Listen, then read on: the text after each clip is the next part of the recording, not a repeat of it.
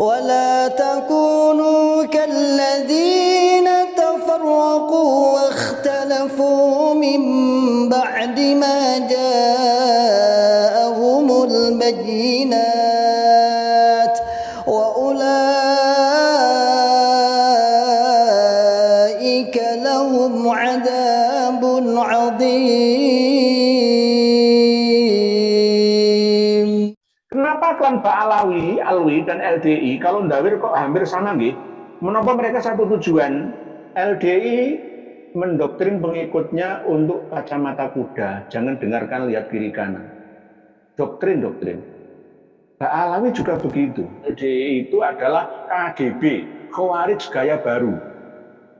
Hampir sama doktrinnya seperti para Habib Ba'alawi. Ujung-ujungnya uang. UUD, ujung-ujungnya duit. Bagaimana isi ceramah-ceramah mereka itu? Isinya kayak apa? Pembodohan, ya, publik, penipuan, ya. Isinya adalah membuat umat ini semakin bodoh, nggak bisa maju. Ngobrol sakarep-karepe ngomong ra dibikin dhisik. LDI juga seperti itu, gabrul, serudal-serudul. LDI, mohon maaf, di mana-mana ada plang nama LDI, ada masjid LDI, ada pesantren LDI, itu semua adalah hampir sama seperti Ba'alawi.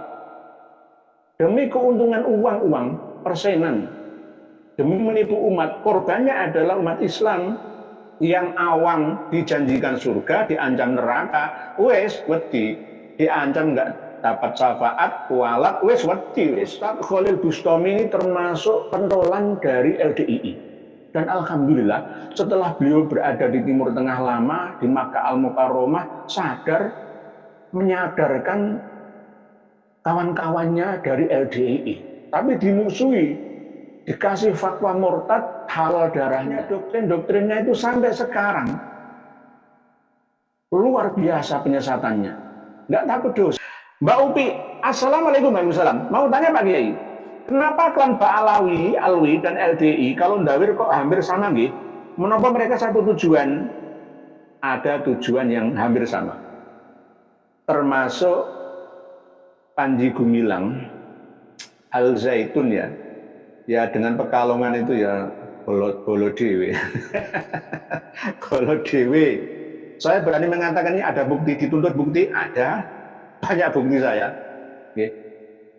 LDI mendoktrin pengikutnya untuk kacamata kuda, jangan dengarkan, lihat kiri kanan. Doktrin. Ba'alawi juga begitu. Oleh sebab itu para muhibbin, ayo bangkit bersama. Hormati tetap Habib itu sebagai ulama, tapi jangan berlebihan meyakini sebagai keturunannya Kanjeng Nabi. Jenengan berarti menyakiti Kanjeng Nabi. Keturunannya Kanjeng Nabi yang asli itu tidak seperti itu. Betul. Keturunan Kanjeng Nabi yang asli itu tidak pernah mengaku kalau kamu tidak menghormati saya yang ada darah Nabi dalam tubuh saya akan neraka semua. Munafik. Nggak ada keturunan Kanjeng Nabi kalau yang itu nggak ada. Nggak ada. Cari di seluruh dunia nggak ada.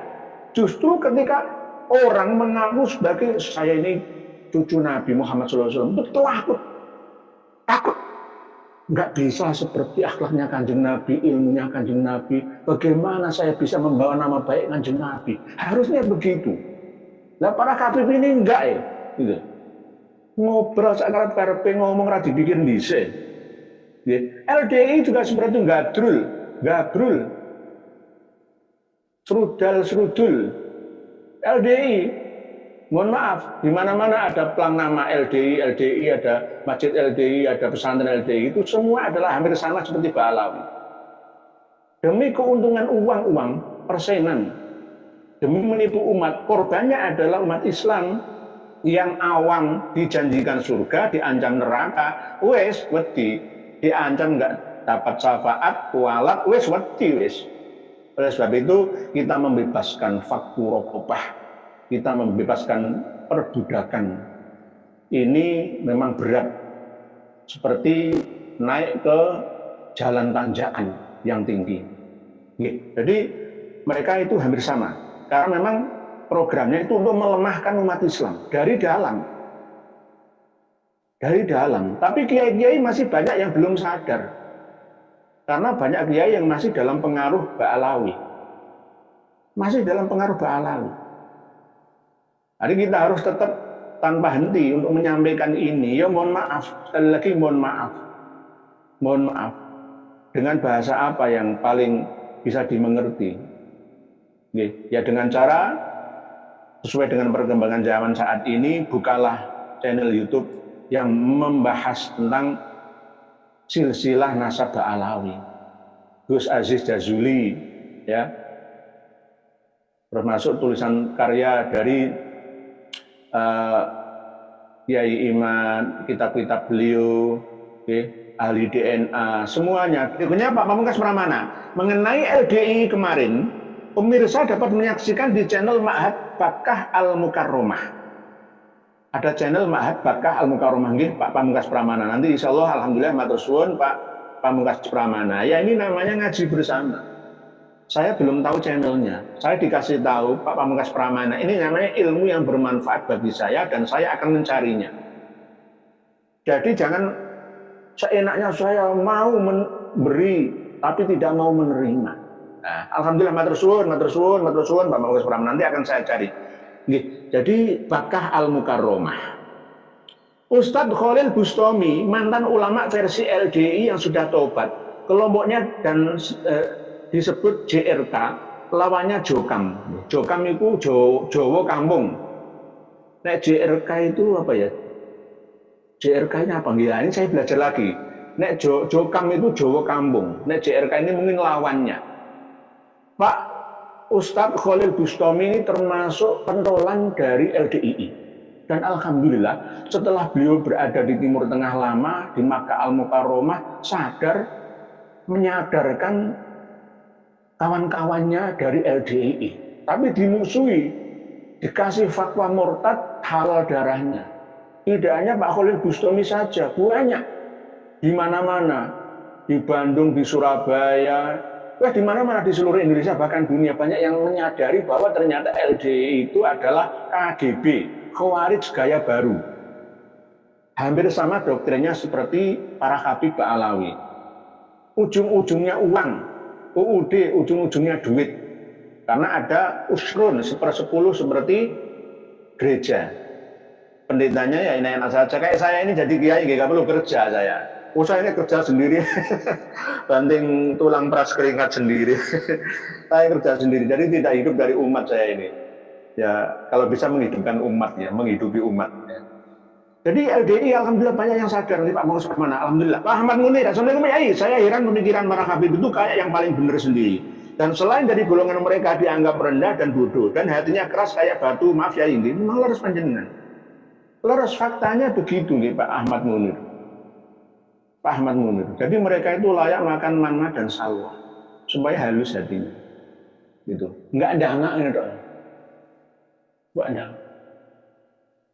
Kembalilah menjadi ulama warasatul anbiya. Enggak usah ngaku jadi keturunannya Kanjeng Nabi. Kalau enggak sesuai justru malah mencederai, menfitnah Nabi. Takutlah akan dosa. Enggak usah cerita-cerita yang sekiranya di situ tidak ilmiah di zaman ini. Gitu. Cerita-cerita khurafat, ngedabrus seperti itu, nggak perlu. Orang Indonesia ini sudah pinter semua, nggak perlu dipinteri. Pak Abdul Ahmad, turunan Yaman menyatakan rasisme bahwa haram bagi pribumi menikahi Habibah. Berarti ajaran para Habib itu rasis.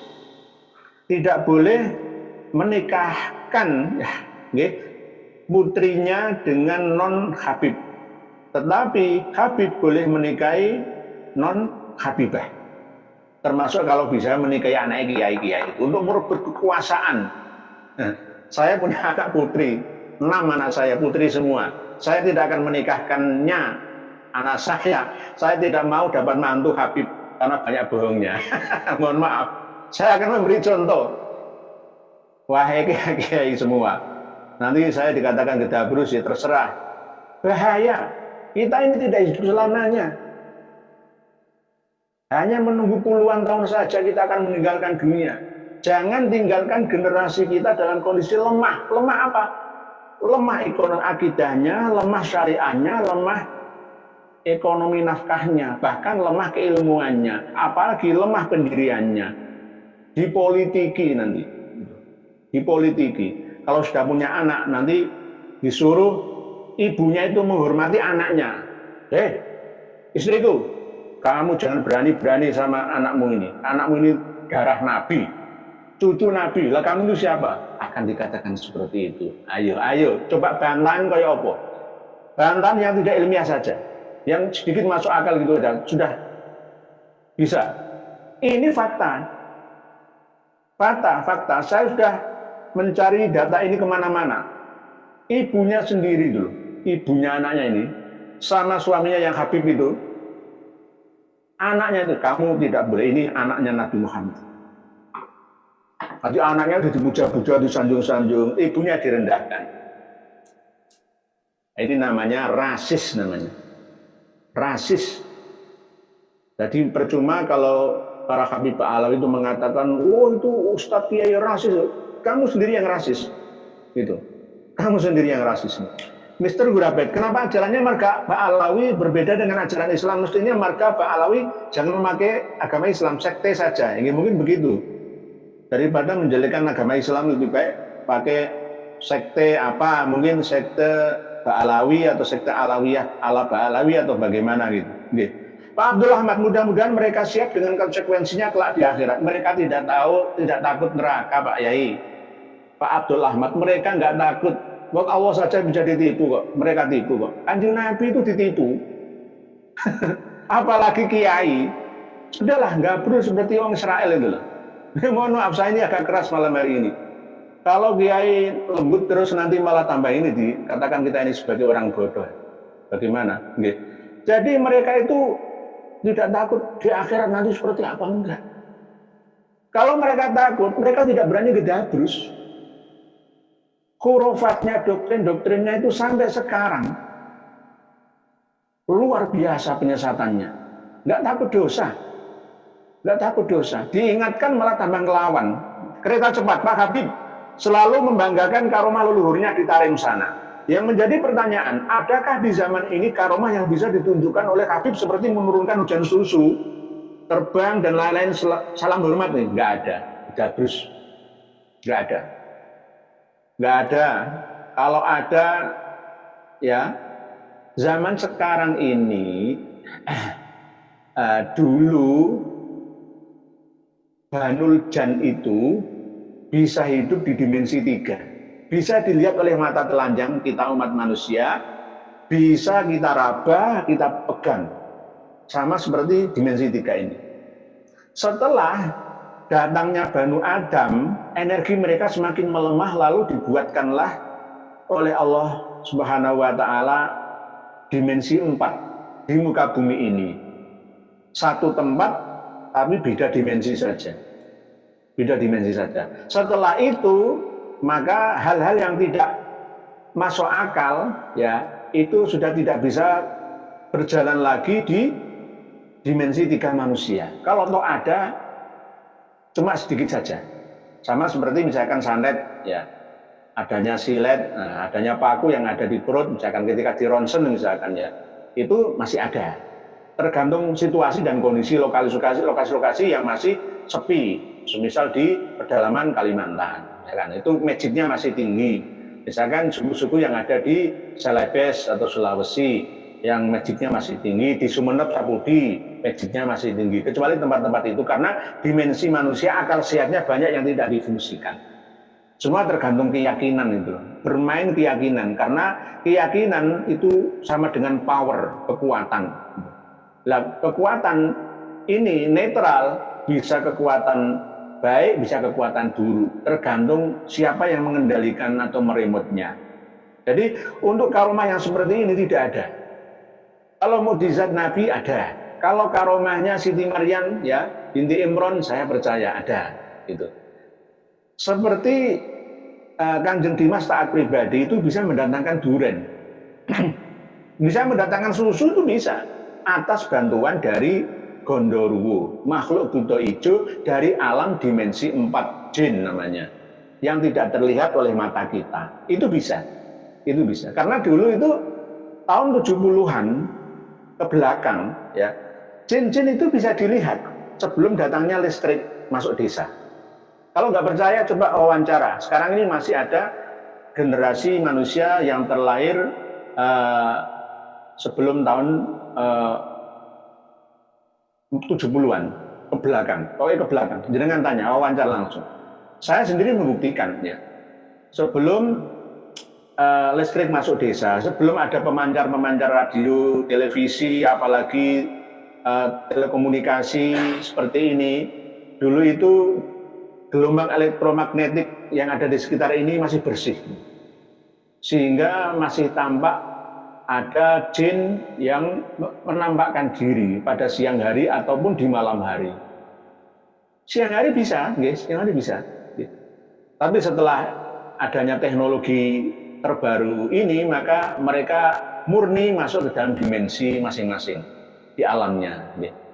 Sama seperti ketika malaikat disuruh oleh Allah untuk mengusir Banul Jan dari muka bumi ini yang nantinya akan didatangkan Banu Adam. Akhirnya diusirlah mereka menempati dimensi keempat menjadi alamnya jin, ya, termasuk jin pantai selatan, jin Saranjana, jin Padang 12, jin di Selat Muria, jin di Belambangan, Selat Bali, di mana-mana sama seperti itu. Sama seperti itu. Insya Allah nanti kita bahas pada tema yang khusus. Berikutnya tidak ada hujan susu, terbang nggak ada, nggak ada. Kalau toh mau terbang, misalkan ya apa ya, ini loh main aplikasi settingan bisa. Sholat di atas pohon ya bisa, yang membuat ya bisa. Sholat di atas, berjalan di atas air ya bisa. Jadi korbuser aja bisa. Nggak perlu ulama atau wali, nggak perlu. Ada trik dan intriknya, ada tekniknya. Cak Purbo, orang Jawa yang dipekerjakan penjajah Belanda di Suriname saja nggak ngaku-ngaku bahwa itu tanah moyangnya. Mereka masih ingat leluhur di Republik Indonesia, tapi Bani Alam itu ngelunjak bahwa Jawa punya tarim Yaman. Ketemu pirang perkoro, nah nggih Cak Purbo, leres panjenengan. Orang Jawa itu, saya nggak ngalem, saya orang Jawa terus saya ngalem diri saya enggak. Semua manusia sama, tidak ada bedanya, ya. Tergantung orangnya, oknumnya, ya. Secara umum kita ini dituntut untuk bisa membawa diri, ya, adaptasi diri, ya. Di mana bumi dipijak, disitulah langit dijunjung. Hamangku buwono dan hamangku bumi. Menghormati adat istiadat di mana tempat kita berdiri. Itu. Tapi orang-orang Balawi ini tidak sama seperti ini. Mereka justru malah mau merampok semuanya. Orang-orang tua kita dulu yang sudah mati lama dirubah sejarahnya, diakui nenek moyangnya. Ini bagaimana?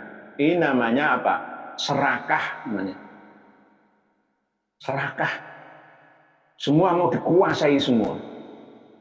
Nggak bisa diingatkan. Nggak bisa dinasehati. Malah ngelunjak ya.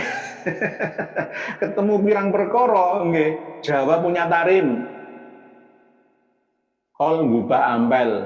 Itu bukan basunan ampel Said Ali Rahmatullah, enggak. Nanti khol Gresik, ya, khol Tuban, Sokip Malang, Sokip Solo, Sokip Pekalongan, Sokip Tegal, dan seterusnya. Alhamdulillah, luar Jawa sudah mulai terbuka, menghubungi saya, sadar sesadar-sadarnya ternyata memang Ba'alawi, Habib-Habib itu tidak keturunan lagi. Alhamdulillah. Alhamdulillah. Mas Anum lagi, kenapa Robito Alawiyah tak mengutus Maktab ini yang notabene berkompeten tentang pencatatan nasab untuk segera membuat tim untuk menghadapi argumen Yai Imad agar permasalahan nasab ini segera selesai. Sebenarnya sudah nih Mas Anum. Dari buku yang ditulis oleh Kang Mas atau adik Hanif Alatas, ya, dan disusul kembali oleh buku karya dari tim Maktab Daimi Robito Alawiyah sudah pernah kita baca semua, mentah semua. Dalam arti belum bisa menemukan data pustaka ketersambungan nasab mereka sampai Rasulullah Shallallahu Alaihi Wasallam. Sudah jelas itu.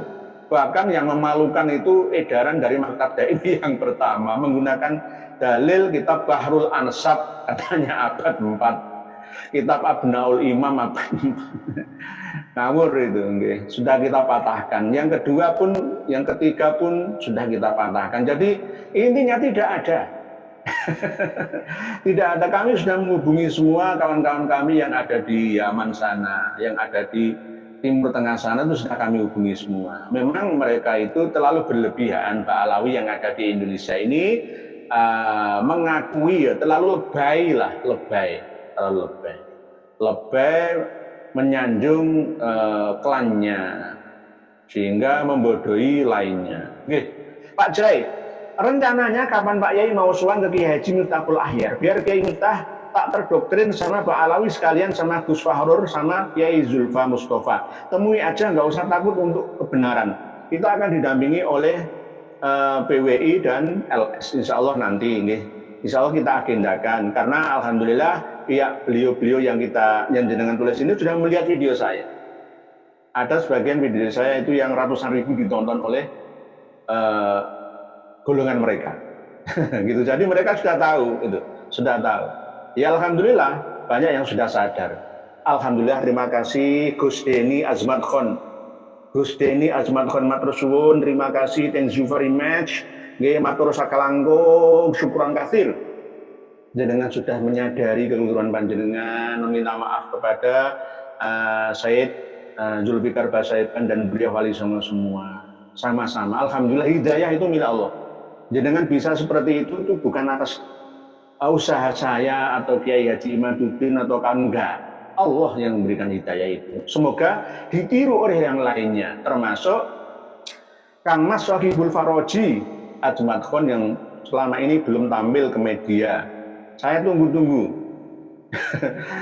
Kang Mas Sohibul Faroji Azmat Khon yang masih menggunakan Azmat Khon itu di Dresmo. Habib Azmat Khon masih belum sadar ya. Mohon maaf masih belum sadar. Nggih, begitu nggih, Mas Jai, nggih, kita agendakan nggih, Mas Jai. Kita tidak takut. Sudah berani tampil ke publik kok, takut itu bagaimana? Nggih, rawe-rawe rantas malang-malang tuntas. Ratul Halwa. Assalamualaikum Pak Yai. Kang Zaini debat dengan Tengku Mudakori. Tidak menemukan kitab sezaman bahwa Ubaidillah anak Isa an-Nafat. Tapi tetap ngayal. Apakah hatinya sudah tertutup doktrin? Pak Alawi, terima kasih. Harapan dan khusnudon saya tetap kepada Gus Zaini Karim, saya anggap sebagai senior saya. Semoga panjenengan berada di pihak yang benar, tidak berada di pihak saya, pihak Kiai Imad tidak. Jenengan pernah berjabat tangan langsung dengan Kiai Imad. Bahkan saya dengan panjenengan belum pernah ketemu secara langsung, face to face. Mohon jenengan untuk merenunglah, ya, lihatlah ceramah-ceramahnya Habib itu yang jenengan dukung, yang jenengan bela itu. Jangan hanya melihat kitabnya saja dulu. Ya, lihat semuanya. Kalau DNA jelas kalah mereka. Jelas. Seluruh dunia, marga-marga mereka itu habis bukan keturunan Nabi. Tapi coba lihat fakta. Saya punya ratusan ceramah video mereka itu. Lihat di channel saya Samsul, ya, genggamlah dunia. Kawan saya itu, genggamlah dunia. Sama apa lagi ya, Harisud, ya itu ada kawan saya juga itu. Sering menampilkan fakta, tidak fitnah. Bagaimana isi ceramah-ceramah mereka itu? Isinya kayak apa? Pembodohan, ya, publik penipuan, ya. Isinya adalah membuat umat ini semakin bodoh. Nggak bisa maju. Pak posisi santri, assalamualaikum Kiai. Dengar katanya Kiai Imad sekali lagi sudah mengirim surat ke Robito Alawiyah untuk diajak diskusi nasab. Bagaimana itu kabarnya Kiai? Kenapa seakan-akan diam 1000 bahasa? Justru Muhyiddin yang rame. Sudah menantang 12 tantangan. Tidak ada dan belum ada satupun yang terbantahkan. Karena apa? Ya jelas karena memang Rabi'atul Alawiyah tidak bisa menemukan. Ya karena nggak ada. Nggak ada kok ditemukan itu bagaimana? Misalkan ya, saya punya mirah delima sebesar kempalan tangan saya. Saya katakan mirah delima ini tolong cari di seluruh penjuru bumi ini. Ya nggak akan ketemu, saya nggak punya kok. Cuma itu karangan saya saja, sama seperti itu. Disuruh nemukan gimana? Gitu. Habib Ali bin Abu Bakar As-Sakron As-Sakaf itu sesuai dengan pemahamannya tentang Ubaid bin Ahmad bin Isa yang menyantolkannya ke Abdullah bin Ahmad bin Isa. Pada abad 9 itu dimulailah ya rancangan bangunan membuat sejarah baru sehingga ditiru oleh seluruh keturunannya secara internal. Terus mengarang buku, terus propaganda sampai sekarang. Jadi mereka itu getol, benar-benar terus berjuang untuk menyebarluaskan pemahaman keyakinannya itu. Alasan pertama itu mereka adalah kaum pecinta Rasulullah. Sama seperti Torekoh, penganut paham tasawuf. Tapi akhirnya seiring berkembangnya zaman akhirnya ingin berpuasa di mana-mana. Demikian wallahu a'lamu bissawab wal afu minkum. Wassalamualaikum warahmatullahi wabarakatuh. ولا تكونوا كالذين تفرقوا واختلفوا من بعد ما جاءهم البينات